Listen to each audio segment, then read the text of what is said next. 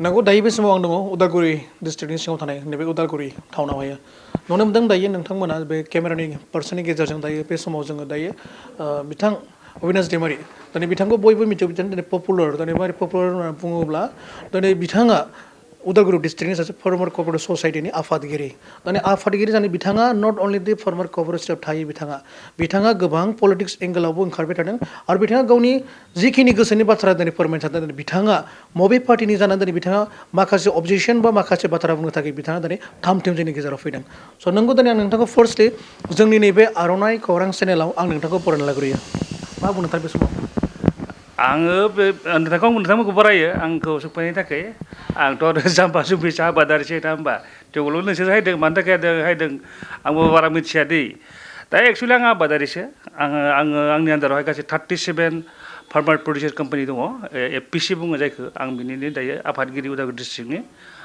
दायो जोंहा मेन इस्युआ बे जे जोंहा आबादारिफोरनि थाखाय दिनैसिमबो हाग्रामा सारा माने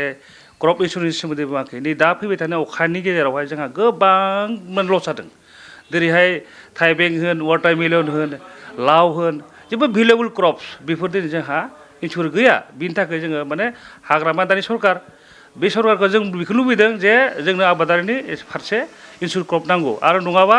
बिथाङा दासिम जेब्लाखि बुङा होमबानो नैबे फैबाय थानाय एसेम्ब्लि इलेक्सनाव जोङो माने हाग्रामानो भट होनो थाखाय आं रायजोफोरखौ खावलाया दा नंगौ दिनै नोंथां जिखिनि बाथ्राखौ दिनै फार्मार कअपारेटिभ ससाइटिनि आफादगिरि जानानै दिनै नोंथांमोनाबो माखासे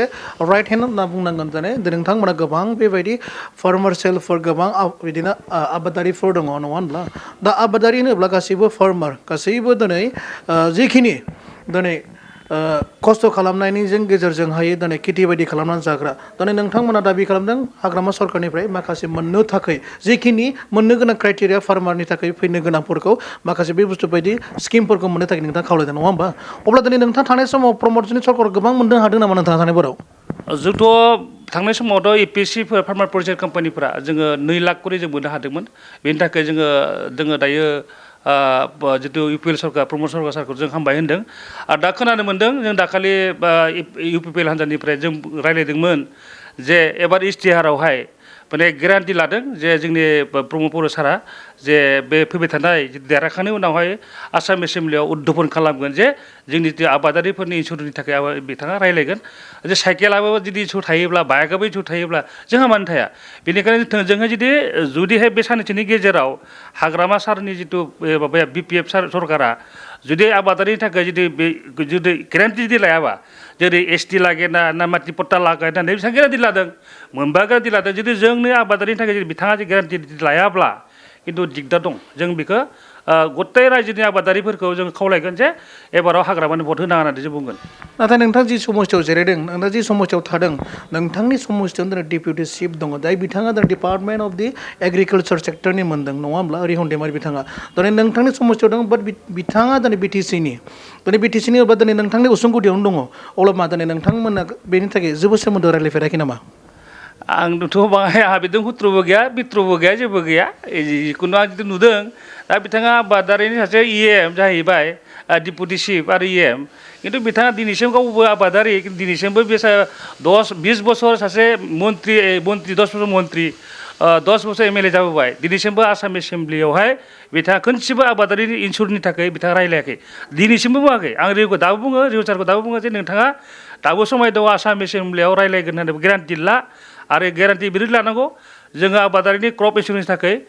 होथारगोन होननानै हिस्ट्रियाव दिहुनथों आरो गेरान्टि लाथों जेरै मोनबा गेरान्टि लादों बिपिएफआ बेबायदि जोंनि थाखायबो लानांगौ आं बेखौनो खावलायो दिनैसिम नोंथांमोना एप्रच खालामदोंना खालामाखै बेखौ लानांगौ होननानै बाट बे दायित्व होननाय लोगो लोगो एक्जिस्टिं जाय सरकार फैया मानो थांनाय समाव 5 सरकार बे इउपिपिएलआ सलायबाय दिनै नोंथाङा बुंदों जे 5 बोसोरावहाय प्रमद बर'निफ्राय गोबां मोजां रेसपन्स मोननो हादों होनना बुंदों माथारै नोंथांमोना दिनै जाय मोजां मावो बे पलिटिक्सखौ जेब्लायबो नोंथांमोना नारखेहरगोन होनना सानो ना नोंथांमोना जिखिनि पावारफुल सरकार बेजों जेब्लायबो सापर्टआव थागोन होनना बुंनो सानदों नोंथाङा जों बिदि पावारफुल सरकारजों जोंथ' थानाय नङा जोङो गेरान्टि जाय लागोन दिनै आसाम एसेम्ब्लियाव हेमन्तजोंबो जोङो मेम'रेन्डाम होदोंमोन बेयावबो गैया दा बेनिखायनो जोङो दायो रागा जोंदों बिपिएफखौ मानो होनबोला मिसा खोथा बुंबाय थायोना बेखौसो जों रागा जोंदों दायो दा नों गेरान्टिखौ मानो लाया हाग्रामा खुवानो बुंलाय प्रमद साराथ' बुंदों जेनेबा जों गेरान्टि लागोन होननानै बा जों प्रमद सारा जुदि लायोबा जों प्रमद सारजों जों होजोबगोन सिदा खोथा जों दहाय एप्रुभ खालामदों रियन सारखौबो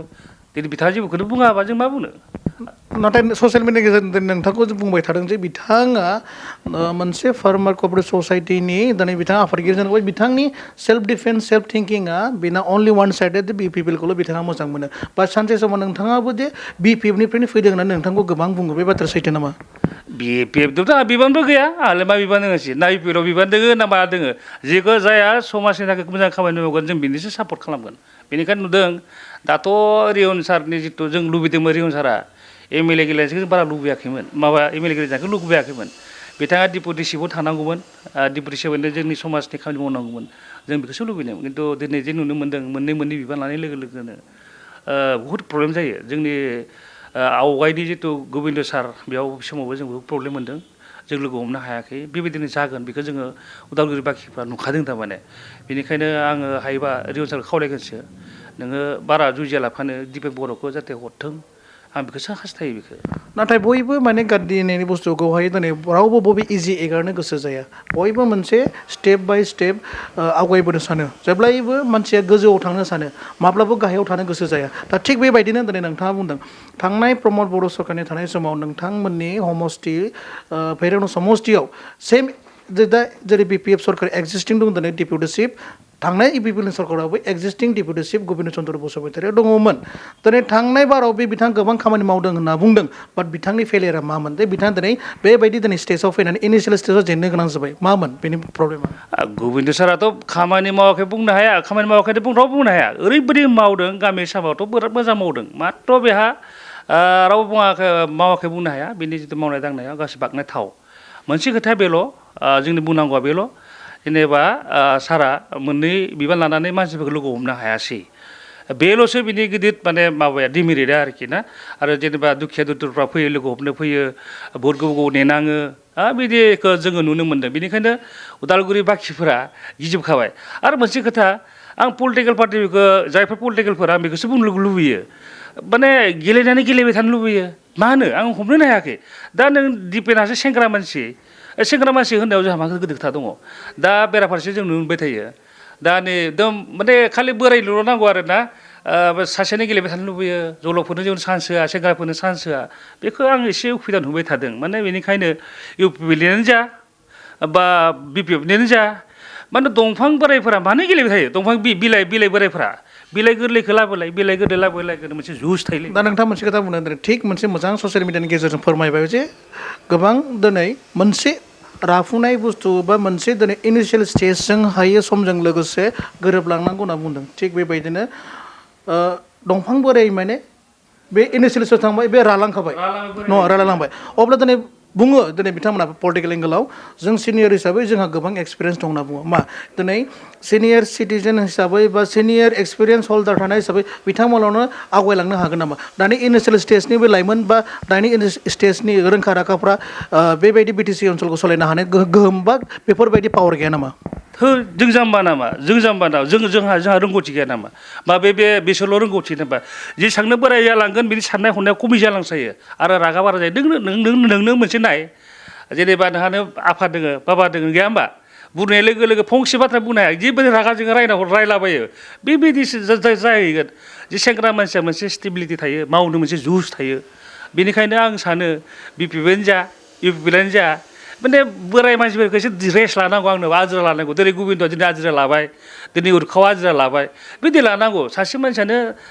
उथिबाय थानो आं राजा जाबाय थानो आं बेखौ आं बारा लुबैया आरो नाथाय मोनसे खोथा दिनै नोंथां मोनसे खोथा बुंदों जे दिनै जाय बिथांमोना मोनसे स्टेजावनो जेनेबा बार चान्स लाबाय थायो होनना बुंदों बाट बेनि गेजेरजों मोनसे दङ पलिसि मेकिं बडि होनना दङ जेखि पलिटिकेल एंगेलाव थाया मानो अब्ला दिनै पलिसि मेकिं बडि मोना दायित्व दंना गैया जे बेनि बेलायाव नायबिजिरै सोरबायदि केन्डिडेटखौ होनाया मोजां जागोन बा समजों लोगोसे माबायदि थांनाया मोजां जागोन होननानै नोंथाङा माबोरै बुंनो सानो बे बेलायाव बे खोथाया रोखा दायोबा आरो ना जितु जायफ्रा आजिखालिनि जि पलिसि मेकिंफ्रा इमान सहस नङा माने बहुद गोरों दायो जों नुनो मोन्दों जेसेबांखिनि सेंग्राफोर मानसि दङ ना दायो इलेक्सनाव गेलेदों ना बे देरहानो 100% सियर दानि जुदि सेंग्रा इयुथफ्रा सेंग्राखौसो लुबैबाय माने एसे बोराय दब मानसिफोर बा गेलेबाय थानाय मानसिफोरनो होनो बाबाय मानो होनबोला जेनेरेसना गोदान गोदान जालांबाय थानांगौ जों बेखौसो लुबैयो नाथाय जों नुनो मोनदों आथिखालनि जिखिनि सम मोनसे भटआनो फेजेननो हायो मोनसे भटआनो जौगाहरनो हायो माने देरहाहोनो हायो फेजेननोबो हायो देरहानोबो हायो बाट मोनसे बे भट होनायनि गेजेरजोंनो देरहाहोनो हानायनि जेब्ला देरहालांखायो बेसेन गैया जायो अब्ला पाब्लिकआ मा निस्सय बेसेन गैया नामा दिनै नोंथाङा इउपिपिएल सरकारनि समनि बेलायाव प्रमद बर'खौ बाख्नायबाय दा नोंथाङा दिनै बुंबाय थादों दिपेन बर' बायदि यां स्टेजनि फैयोबा मावलांगोन होनना बुंदों अब्ला दिनै मा दिपेन बर'नि बेलायाव बुंनो सानदों बिथाङाबो भट लाखांनायनि उनाव बिनि साननायाबो बोराय बायदि जागोन नामा जाया बियो जानो हाया बियो दिपेन बर'आ एक्सुवेलि 25 बोसोर आबसुनि संगन खालामनाय मानसि दानि बिनि बयसआ 45 बोसोरल' जादों 45 बा 35सो जानो हागौ आरो होमबा बेहा मेंनाय थागोन जोङो मेंनाय थागोन जों सान हर मावनो हायो दायो जोंफोरबायदि मानसिया दै साननो हागौ जोंफोरखौ माने साननो रोङा पलिसि मेकिं खालामनो रोङा साननो हागौ बे नङा जों नाय जों आबादारि जानानै सेंग्रा जानानै जोङो माबायदि आबादखौ मावनांगौ जों बेखौ बुंनो हायो दा आङो जेनेबा 130 बिगा आबाद खालामनो मावदों दा आंनि आबादखौ आं मेनेज खालामनो हायाखै नामा होमबाला बे दासो दिपेन बर'आ बे 25 बोसोर आबसुनि मावना फैनानै जोंनि उदालगुरि समस्ति बेंनो हाया नामा बेबायदि मानसि जुदि लेखा गोरों मानसिफ्रा थाङोबासो आरो बांसिन खालामनो हागोन माने खामानि मावनो हागोन बुंदों दाखालि हाग्रामाया पलिटिक्सआव लेखाल' हले हय होनदों आरो ना पलिटिक्सआव गोरों नांलायालै होनदों आरो बेबो मोनसे राइट बबेबा गोरोंबाबो जायो गोदो गोरों नों आरो लेखा रोङिदों माने साननायफ्रा बहुद डिफारेन्स जायो बे अजना मिलायलाया जेनेबा आंथ' लेखा रोङा दिसुन थेवब्लाबो आबादारि जाम्बा जुम्बा नालाय आबादारिखौथ' आरो गामसा गानग्रा सानना लाखायोना होमबा बेनिखायनो पलिटिकेल हान्जाया आबादारिनि फारसे जेबो आं खामानि मावनायखौ नुवाखै हेमन्तआनो होन हाग्रामायानो होन सोरबा पलिटिकेलखौ जोङो आबादारिखौ गामसा गानग्रा सानो खिन्थु जोंनि भटखायसो बिसोर देरहायो दा गामि जों जुदि भट होआबा ना देरहाखाया बियो दाथ' जुदि नुनो मोन्दों उदालगुरि समस्तियावहाय माने बिपिएफनिफ्राय हाबनो हायाखै आं बेखौसो नुबाय थादों आरो बेखौनो बुंदों दासिमबो बिथाङा प्रतिश्रुति होआ आंथ' रियन सारखौ बेखौनो बुङो सार नोङो मोनसेल' बुं जे आबादारिनि थाखाय ग्यारान्टि लालाय जे नोङो मोनबा ग्यारान्टि लानो हादोंमोन जोंहा दि अमाया थैयो दाउ थैयो मोसौ थैयो ना थैयो बेफोरनि माने ग्यारान्टि लानो हाया बेलेगखौ लानो हादोंबा नोङो एक्सटि लागे ना माथि पट्टाखौ लानो हादोंब्ला नोंसोरो हादोंब्ला दिनै जों जे बेबायदि आबादारिफ्रा मोनसे फिसा बुस्थुखौ जों लुबैबाय थादों बेखौ नोंसोर मानो लानो हाया दा हेमन्तआवबो लानो हायो ना मा लानो ओमफ्राय दा आमी अरुणोदय लागे अरुणोदयखौलाय बे सेन्ट्रेलनिसो फान्ना अरुणोदयखौ होदोंनायाबो जों मोजां मोन्दों बेखौ खिन्थु दाननायखौ गाज्रि मोन्दों आरो आबादारिनि थाखाय दिनैसिम मानो बाथ्रा बुङा आं बेखौनो रागा जोंबाय थादों माने जोंहा दुखु दोङोलै जोंफोर आबादारिफ्रा जों इसां खस्थ' खालामनानै आबाद खालामो नै दायो जोंहा बेसेबां थैदों वाटारमेलनफ्रा थैदों दै अखा बारा जानायनि थाखाय जोंहा गाबनाय दोङोलै जोंबो सानदोंमोन बे आबादारिजोंनो जोङो जोंनि गथ' गथाय जों फोरोंगोन होनना सानो दिनै सरकारा जोंखौ मानो बुजिया दिनै हाग्रामा मानो बुजिया दिनै हेमन्त मानो बुजिया बेनिखायनो आङो सारा आसामनि गासै आबादारिखौनो आं बेखौनो खावलायो माने आं बेखौनो खावलायो जे जाय हान्जाया आबादारिखौ माने खामानि मावगोन बा जोंनो इन्सुरेन्सनि ग्यारान्टि होगोन होननानै बुङो आं बेनोसो आरो खनसे फैनानै बुंबावगोन इस्तेहार ओंखारनायनि सिगां सोरनि इस्तेहारा जोंनि आबादारिनि थाखाय खामानि मावगोन होनना बुंदों आं बेखौसो रायजोफोरखौ आरो खनसे खावलायबावगोन दा नोंथां मोनसे सोंथि खालामसावदों दा थिग दिनै नोंथाङा बुंदों जे दिपेन बर' आरो रिहन दैमारिनि भार्सेस रिहन दैमारि भार्सेस एन्ड दिपेन बर'नि भार्सेस मोनदों दा नोंथाङा आखाबादि नंखाय नामा एकदम एक्सपिरियेन्स पुरा फुल प्लेजेड जे नोंथाङा गेरेन्टेड होनना बुंदों जे दिपेन बर'आ देरहायोब्ला नोंथांनि जिखिनि दा गेरेन्टेड स्किमनि थाखाय बुंबाय थादों नङा होमब्ला जिखिनि बुंबाय थादों दिनै बेखौ मावफुंगोन होनना नोंथाङा नुहुरथारदों नामा रोखायैनो दिपेन बर' फैनाय लोगो लोगो गासैबो नैबे उदालगुरि बिधान सभानि जिखिनि दङ सोलायजोबथारगोन होनना सानदों नामा दा बिथाङाबो जुदि गाज्रि मोनो बिनि गोसोआ सोलायोब्ला नोंथाङा नुहुरखाबाय नामा बिनि फिउचारखौहाय बिथांनि साननाया टटेलि माने क्लियार होननानै सानदोंमोन नोंथाङा बेखौथ' आं हास्थायदों जुदिहाय दिपेन बर'आ देरहानानै जुदि आबादारिनि फारसे इन्सुरेन्सनि फारसे जुदि बुङा बेखौबो जों जोगारगोन जोंसोना मेना आबादारिसो दा जोंलाय मा थिखाखौनो लुबैयो ना माबाखौनो फैसाखौनो लुबैयो ना मा लुबैयो जोंनि लुबैनाया बेनि ग्रिप इन्सुरेन्स नांगौ रियन सारा 20 बोसोर जाबाय रियन साराव जों थांदोंमोन जोंबो कृषि मेलाव लेंहरदों चिफ गेस्ट हिसाबै लेंहरदोंमोन खिन्थु बिथाङा फैयासै जोंनो आबादारिफोरनो मात्र कृषि मेला जों फाथिदों प्रथम बिटिसियावनो जों फार्स्ट आबादारि फाथिनाया बा कृषि मेला फाथिनाया खिन्थु बिथाङा जोंनो फैयासै जोंनो 9,000 थाखाल' हरनाय बियो खिन्थु बेनिखायनो जों दुखु मोनो आरो जों बुंदोंमोन जे इन्सुरेन्सनि थाखाय एसेमब्लियाव उत्थापन खालाम दिनै पान्जाब हरियाना हा बेफोराव जुदि दोङोब्ला जोंनियाव मानो पान्जाब हरियाना इउपिफोर थायोब्ला इन्सुरेन्स थायोब्ला जोंनियाव मानो गैया दिनै माइखौबो दा बायनायखायसो बायनाय जों दाबि खालामनायसो बायदों गार'खौ बायदों आरो एबाराव खोनाबावदों गार'खौबो जुखामखौबो बायलाबा जों हाजार बिगा जोंनि उदालगुरियाव जुखाम गायदों आंनो 95 बिगा जुखाम गायदों हो होमबा आं मा जागोन जोंबोथ' थाखा बाहायदों खरसा खालामदों ना जों जोंनि गथ' गथायखौ बिदिनो थाखाजों फाननानै जों फरायहोगोन ना होमबा बेनिखायनो आं सानदों दिपेन बर' सारा जुदि एबाराव देरहानानै जुदि मावाबा 5 बोसोर उनाव बेखौ जलदब आरो बिनिफ्राय जोङो रियन सार जोंहा दुसमन गैया जेबो गैया रियन सारा मात्र आं बेखौल' खावलायो रियन सारखौ नोंथाङा डिपुटिशिपखौनो बिटिसिनि थाखाय मोजाङै सलाय गासैबो आबादारिफोरजों गासै रायजो राजाफोरजों थानानै मोजाङै खामानि मावजानायखौ आं लुबैदों आं एबाराव बेखौनो लुबैदों आं दिपेन बर'आ जाहाथे देरहागोन आं बेखौबो बुजिदों लुबैदों आरो गावबा गावनि गेजेरावनो बिसोरा एसे दाङाबाजि जाबाय थादों माने सरनजों आरो माबादों रिहनदों बिदि जानायखौ जों नुनो मोन्दों माने दा बिस्थायावहाय बे जोंहा माबायावहाय बासबादावहाय सासे मानसिखौ रिहन सारा फाथायहरदों दा बिसोरो गावनि गेजेराव उल्था फाल्था जाबाय थादों आरो सरन साराबो थिगानो फ्रेन्सनि बिदा फंबाय मालाय काप्लेट बा भुल गैया बिदि हिसाबावब्ला माने माबाया दिपेन बर'आ देरहानाया सियर जानानै दोङो माने बिसोरा जितु देरहायोब्ला मिनिस्टार बिबानखौबो नांगौ नालाय दाथ' जोंनि रिहन सारा सिनियर जाहैबाय सरन बर'आ जाहैबाय जुनियर जाहैबाय होमबाथ' सरनआथ' दायो एक्जिस्टिं मिनिस्टार आरो माबाया जाबाय रिहना जाहैबाय माने आगोलनि मिनिस्टार 10 बोसोरनि मिनिस्टार एक्सपिरियेन्स दङ बे हिसाबै जेनेबा दा गावनि गेजेराव एसे एला जादों दा जुदि सरन बर'खौबो जुदि मानसिफोर केन्डिडेट फाथायनानै जुदि सरनखौ फेजेननो नागिरदोंबा सरनावबोथ' गावनि मानसि दोङो ना जोंनि गावनि समष्टिनि मानसि दोङो माबादों फ्रेसआबो गावनि समष्टि दोङो बे नाटक जाखाबाय होनना सानना लादों बेबायदियावहाय दिपेन बर'आ फं गलांबाय आरो बेयो आंनि नुनायाव दै आंनि जानाया बुङा सरनमोनखौ आं मोनसे खावलायो नोंथाङाबो सासे मिनिस्टार जाबाय जुदिहे नोंथाङाबो देरहानानै जुदि जोंनि आबादारिनि थाखाय बाथ्रा बुङाबा खावलायाबा आं बेखौ बुंगोन आरो हाग्रामाखौथ' बुंबाय थादों बार दिनैसो मोनसेबो कमेन्ट फैया जोंनि थाखाय सानो दा जों आबादारि उदालगुरिनि आबादारिसो दा जोंनाव मानसि दोङो बारा आबादारिनाव खिन्थु सरन दिनै हाग्रामा साराबो जोंनि थाखाय सिन्था खालामाखै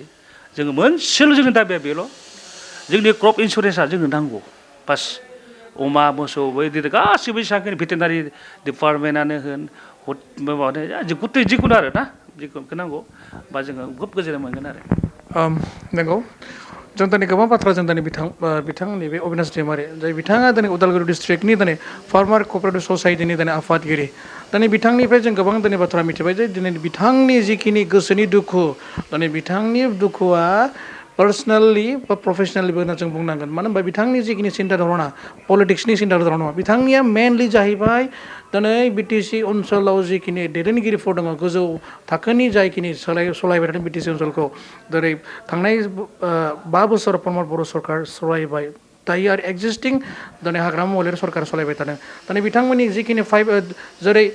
थांनाय बिपिएफ सरकार 5 ग्यारान्टेड स्किम लानानै दिनै गोबां दिनै बिटिसि ओनसोलाव होनो हादोंबा दिनै बिथांमोननि थाखाय फार्मार क'अपारेटिभ ससाइटिनि थाखायबो बेबायदि इन्सुरेन्स क्रप्सनि थाखाय बिथाङा खावलायबाय थादों आरो बेजों लोगोसे बिथाङा बुंदों गोबां दाउ अमा फिसिनायजों लोगोसे गोबां बेबायदिनो खहा जायो दिनै बिथाङा गोबां दिनै बिगास अफ दिनै जुखाम गायदों दिनै बे जुखामफ्रा जुदि वेस्ट अफ जायोब्ला दिनै बिनि बारपाया सोर जागोन बिनि खहाया सोर जागोन दिनै बिथाङा फोरमायदों दा गासैबो सरकार फैया मानो बयबो दायित्व लानांगौ होनना बुंदों आरो स्पेसियेलि जौगाहोलांनो थाखाय बिटिसिनि जिखिनि दायित्वगिरि बिसोरो आखायाव लानांगौ होननानै बिथाङा जोंनि ससियेल मिडियानि गेजेरजों खावलायदों आरो बेजों लोगोसे लास्टलि बिथाङा जों फोरमायबावबाय जे दिपेन बर' बायदि बिथाङा फैयोब्ला बिथाङा आखा खालामदों जे फैबाय थानाय समाव दिनै बिथां सभानि सासे एमएलए जानो हायोबा बिथांमोननि जिखिनि दाबि जिखिनि बिथांमोननि दाबिनि गोनां थानाय जिखिनि फार्मार क'अपारेटिभ ससाइटिनिफ्राय जिखिनि इन्सुरेन्सनि थाखाय दिनै बिथांखौ मावगोन आखा खालामदों आरो बिथाङाबो जुदि 5 बोसोराव जुदि मावनो जेबो खालामोबा नेक्स्ट टाइम दिनै बिथांमोना बुंदों जों बिथांमोननो आरो थैनोबो बहुत होआ आरो जों गुबुन हान्जा नागिरबावगोन होनना जों बिथाङा फोरमायदों साननांगौ दिनै आं आर'नाइ खौरां चेनेलनि उदालगुरि जिल्लानिफ्राय आं बे समाव फोरमायहरो थ' एसेनोसै थेंक इउ